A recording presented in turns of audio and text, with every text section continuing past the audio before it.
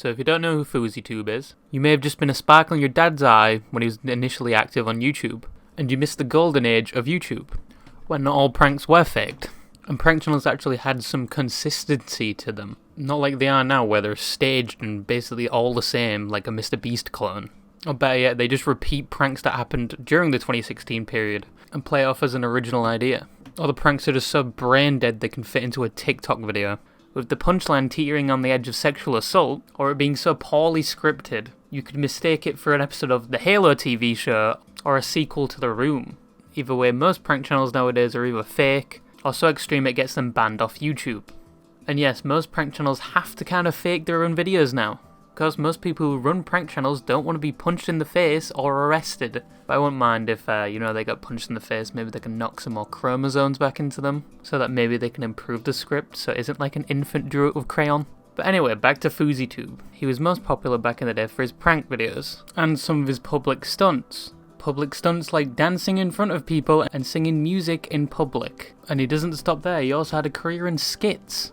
But mainly people know him for his pranks, and his channel blew up because of his pranks, especially in 2013. Like his holding the hand of random strangers prank, or the Yoga Pants prank, or the best, by far, the Mortal Kombat prank. And these were great videos for their day and age, garnering millions of views. But there's one thing all those videos have in common. They were all fake. Now, I don't have a problem with them being fake, because if they were real, Fousey would have more black eyes than he does brain cells right now.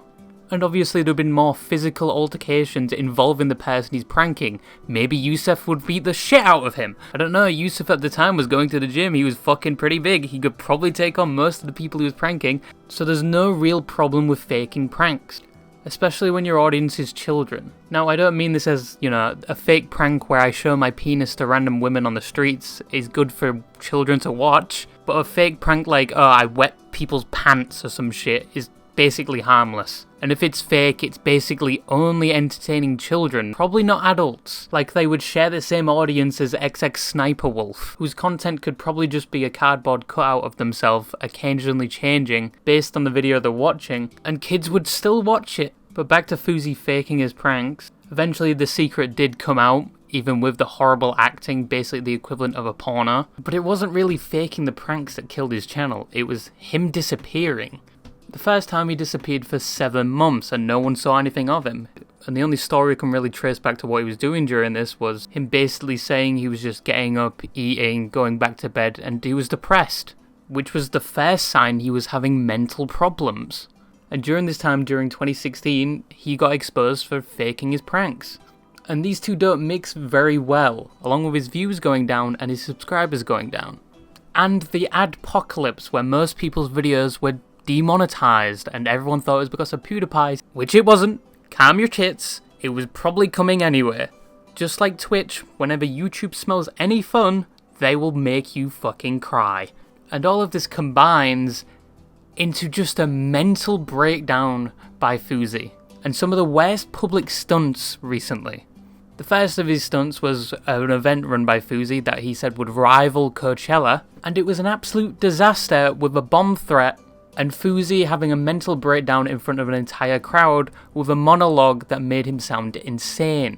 Basically saying that most of what he was saying was given to him by God directly. God did that because now, in 2018, on July 15th, Team is here helping me turn this dream into reality.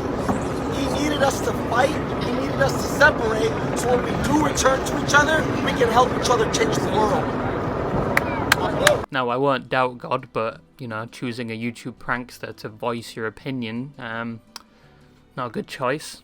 I think Ricky Bearwick would have been a better choice.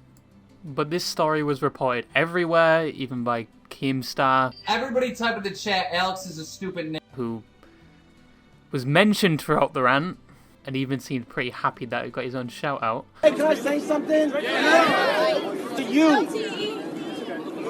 I'm looking at you dead in the motherfucking eye. I'm not hiding behind Twitter. I love you. I love you. Wait, that's not Simi though.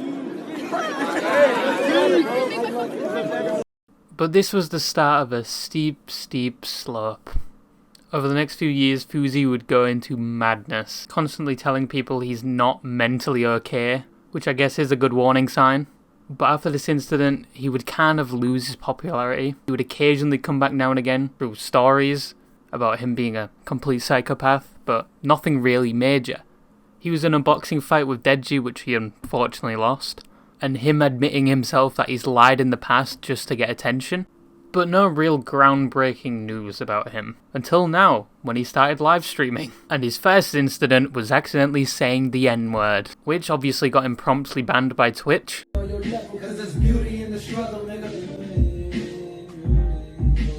And he almost instantaneously moved over to Kick, which if you don't know is the Twitch rival right now. And there are a lot of unhinged streamers moving to Kick. Streamers who were thrown out by Twitch because they're not that family friendly. And unfortunately, Fousey fits right in here. If this was a psych ward, he would have got Inmate of the Month 12 consecutive times. Because watching his streams and his antics, I can only relate it to him wanting to be a Kanye wannabe. When Kanye was losing his shit because he wasn't taking his meds and his wife was divorcing him.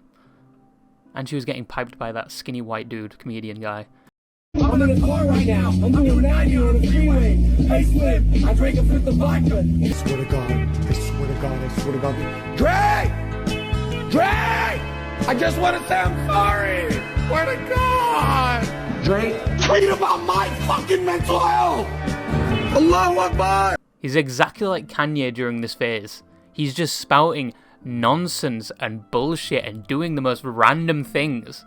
And most of these things put other people in danger or just make him humiliate himself. Or there's just straight up some clips where he acts like a complete psychopath. Bitch, I'm about to blow up. That's a J. Cole song. It's a J. Cole song. Allah. And in conversations, he just goes against the social norm and just says random shit. Like, the words that come out this guy's mouth is just coming out with a fucking word generator at this point. I'm about to sign I'm about to sign a multi-million-dollar deal, dog. I'm about to retire my entire family. What up, y'all know me? What's my name? You said it. Yeah. Want me the blood of somebody's joke. See me, I left it all from dirt poor in the trailer. Makes XQC look like an English professor. Like, not only is he reminding me of Kanye, he's kind of reminding me of Vaz from Far Cry. Shut the fuck up! And you'd think after all these escapades, getting banned on Twitch, everything else, no company would want him. But it's becoming news that Kick are apparently going to offer him a deal. And I get trying to hire people who come from Twitch to make your platform look better, or just hiring people that have been banned from Twitch to make yours look somewhat more lenient with their rules and more realistic with their rules, and having the opportunity to give creators more freedom and not just bound by the Twitch TOS. But Kick, why this guy? He's having regular run-ins with the police, he's having regular mental breakdowns, and just shouting at people randomly. It's going to cost you more to cover up all that shit, and more on your reputation than it is going to benefit you. But if I was Fousey and I just got banned off a platform for saying a racial slur, and I got the opportunity to get 50 mil, or just some shit like that, I would do it. I would 100% would do it. If it was 100% guaranteed after I got banned off Twitch for saying that racial slur, and I immediately got a fucking deal, I would do it. I don't think there would be a person who isn't already rich who would not take that deal. And I don't know if he's playing a character like Dr. Disrespect or some shit, or he's genuinely just going down a spiral of mental insanity. But he's genuinely just sad to see how people used to laugh along with him, now they're just laughing at him, and he himself knows this isn't good for him. But the Fousey escapades are going to continue. Things are going to get probably way worse. He's probably going to get arrested. Maybe some jail time, or he's going to embarrass the fuck out of Kick and they're just going to kick him off the platform. He'll go to Rumble or something, and yeah, he'll just continue from there. But yeah, that is going to wrap up the video. Let me know your thoughts on the new Kanye and new Vaz. But yeah, bye-bye.